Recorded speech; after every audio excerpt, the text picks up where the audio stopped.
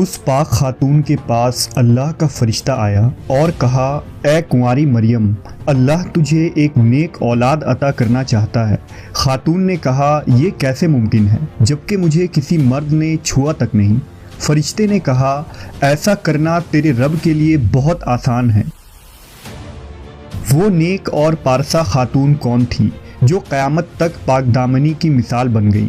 وہ خاتون جسے اللہ نے اپنے زمانے کے تمام عورتوں پر برتری عطا فرمائی۔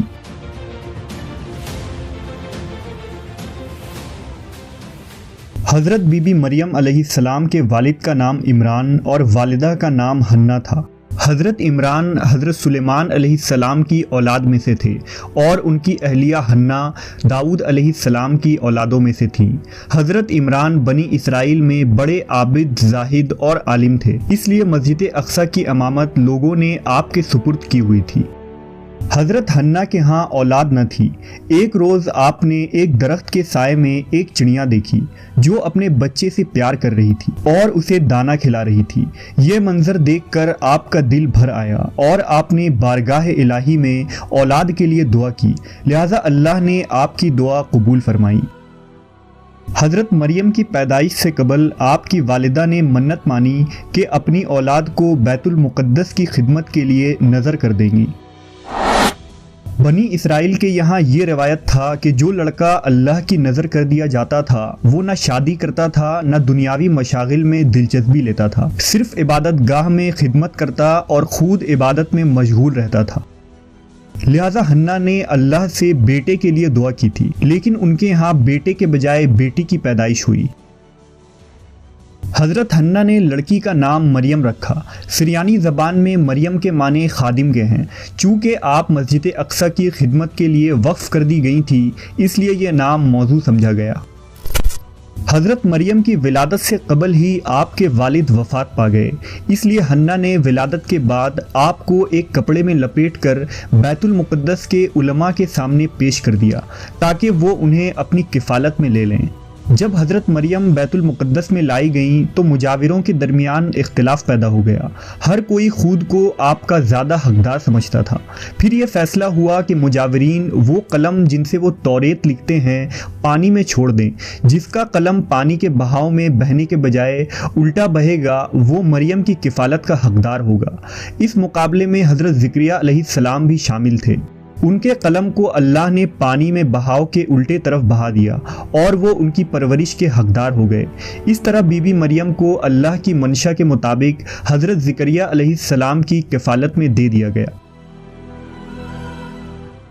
حضرت زکریا کی بیوی حضرت مریم کی خالہ لگتی تھی، لہٰذا ان سے بڑھ کر ان کی بہتر پرورش اور کوئی نہ کر سکتا تھا۔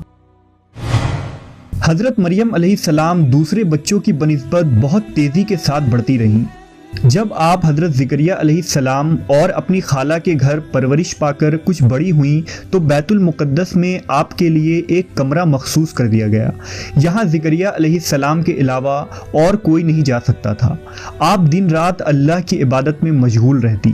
جب حضرت زکریا آپ کے پاس آتے تو حیران ہوتے کیونکہ آپ کے پاس بے موسمی پھل موجود ہوتے، گرمیوں کے پھل سردیوں کے موسم میں اور سردیوں کے پھل گرمیوں کے موسم میں آپ کے حجرے میں رکھے ہوتے۔ جب حضرت زکریا علیہ السلام حضرت مریم سے پوچھتے کہ یہ پھل کہاں سے آتے ہیں، انہیں کون دے جاتا ہے، تو حضرت مریم فرماتی، اللہ کے پاس سے۔ اللہ نے بی بی مریم کو پسندیدہ اور مومنہ بندی میں شمار کیا تھا، جیسا کہ سورہ آل عمران میں ارشاد ہوا، اور جب فرشتوں نے کہا، اے مریم، بے شک اللہ نے چن لیا ہے تمہیں اور خوب پاک کر دیا ہے اور پسند کیا ہے تمہیں سارے جہان کی عورتوں سے، اے مریم خلوص سے عبادت کرتی رہو اپنے رب کی اور سجدہ اور رکوع کرنے والوں کے ساتھ۔ بی بی مریم جس مقصد کے لیے چنی گئی تھی وہ ابھی باقی تھا۔ آپ دن رات اللہ رب العزت کی عبادت و ریاضت میں مشغول رہتی تھیں، یہاں تک کہ بنی اسرائیل میں یہ مشہور ہو گیا کہ بی بی مریم نہایت ہی عبادت گزار، پاکیزہ اور متقی خاتون ہیں، اور لوگ آپ کا بہت عزت و احترام کرنے لگے۔ پھر وہ وقت آیا جب جبرائیل علیہ السلام حضرت مریم کے پاس تشریف لائے۔ بی بی مریم ایک غیر مرد کو اپنے حجرے میں دیکھ کر پریشان ہو گئیں۔ حضرت جبرائیل آپ کے پاس انسانی شکل میں تشریف لائے تھے۔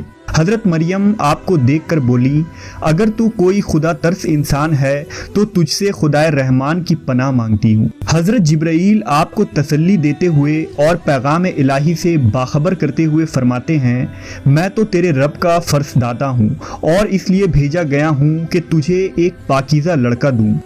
کنواری مریم حیران ہو کر فرماتی ہیں، میرے ہاں لڑکا کیسے ہوگا جبکہ مجھے کسی آدمی نے چھوا تک نہیں اور نہ میں کوئی بدکار عورت ہوں۔ حضرت جبرائیل نے کہا، ایسا ہی ہوگا، تیرا رب فرماتا ہے کہ ایسا کرنا میرے لیے بہت آسان ہے، اور ہم ایسا اس لیے کریں گے کہ اس لڑکے کو لوگوں کے لیے ایک نشانی بنائیں اور اپنی طرف سے ایک رحمت، اور یہ کام ہو کر رہنا ہے۔ حضرت جبرائیل نے بی بی مریم کے گریبان میں پھونک مار دی جس سے آپ کا حمل ٹھہر گیا۔ جب حضرت مریم حاملہ ہوئیں تو یہ خبر بنی اسرائیل میں عام ہو گئی کہ حضرت مریم حاملہ ہو گئی ہیں۔ اس پر بہت سے لوگوں نے زکریا علیہ السلام کے گھر آنا جانا بند کر دیا اور آپ پر الزام بہتان لگانے لگے۔ حضرت مریم بیت المقدس سے نکل گئیں اور دور ایک مقام پر جا کر ٹھہری۔ آپ اس مقام پر تنہا رہ رہی تھی کہ ایک دن آپ کو درد ذہ شروع ہو گیا۔ آپ نے ایک درخت کا سہارا لیا اور تنے کو پکڑ کر نیچے بیٹھ گئیں۔ آپ جس درخت کے پاس بیٹھی تھیں وہ ایک خشک درخت تھا۔ جب آپ اس درخت کو ہلاتیں تو معجزے سے وہ درخت سرسبز ہو کر پھل دیتا تھا۔ حضرت مریم درد سے بے چین تھیں، بدنامی کا خیال تھا۔ آخر گھبرا کر کہنے لگیں کہ کاش میں پہلے مر گئی ہوتی اور بھولی بسری ہو گئی ہوتی۔ اس مشکل وقت میں اللہ نے حضرت مریم کے قدموں کے قریب ایک نہر جاری کر دیا۔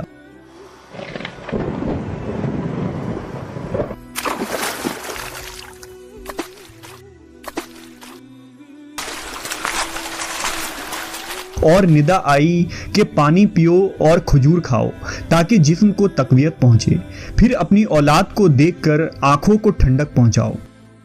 اسی عالم میں حضرت عیسیٰ علیہ السلام کی پیدائش ہو گئی۔ آپ اپنے بیٹے کو لے کر قوم کے پاس آئیں۔ قوم کے لوگ آپ کے گود میں بچہ دیکھ کر غضبناک ہو گئے اور الزام لگانا شروع کر دیا۔ ہر طرف سے لوگ تانا دے رہے تھے۔ حالت زار تنگ ہو گئی۔ تب مریم علیہ السلام نے بچے کی طرف اشارہ کرتے ہوئے کہا کہ اس بچے سے بات کر لو، تمہیں تمہارے سارے سوالات کے جواب مل جائیں گے۔ سرکش لوگوں نے کہا، بھلا یہ دودھ پیتا بچہ ہمارے سوال کا جواب کیسے دے گا؟ اچانک عیسیٰ علیہ السلام نے بولنا شروع کر دیا۔ بچے نے کہا، بے شک میں اللہ کا بندہ ہوں، مجھے اس نے کتاب دی ہے اور مجھے نبی بنایا ہے اور مجھے بابرکت بنایا ہے جہاں کہیں ہوں، اور مجھے نماز اور زکوٰۃ کی وصیت کی ہے جب تک میں زندہ ہوں، اور اپنی ماں کے ساتھ نیکی کرنے والا، اور مجھے سرکش بدبخت نہیں بنایا، اور مجھ پر سلام ہے جس دن میں پیدا ہوا اور جس دن مروں گا اور جس دن زندہ کر کے اٹھایا جاؤں گا۔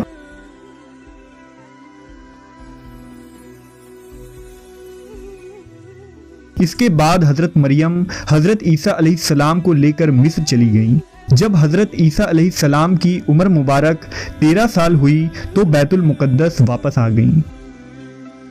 روایتوں میں حضرت مریم علیہ السلام کی تاریخ وفات 35 عیسوی اور آپ کی عمر 51 سال لکھا گیا ہے۔ اسلام کے علاوہ کیتھولک اور آرتھوڈاکس عیسائی بھی حضرت مریم علیہ السلام کو نہایت ہی عقیدت و احترام کی نگاہ سے دیکھتے ہیں، اور آپ وہ واحد خاتون ہیں جن کا نام قرآن مجید میں درج ہے اور بائبل کے پرانے عہد نامے میں بھی موجود ہے۔ حضرت عائشہ سے روایت ہے کہ نبی صلی اللہ علیہ وسلم نے فرمایا، اللہ نے مجھے خبر دی ہے کہ جنت میں میرا نکاح مریم بنت عمران، موسیٰ کی بہن کلثوم اور فرعون کی عورت آسیہ سے ہوگا۔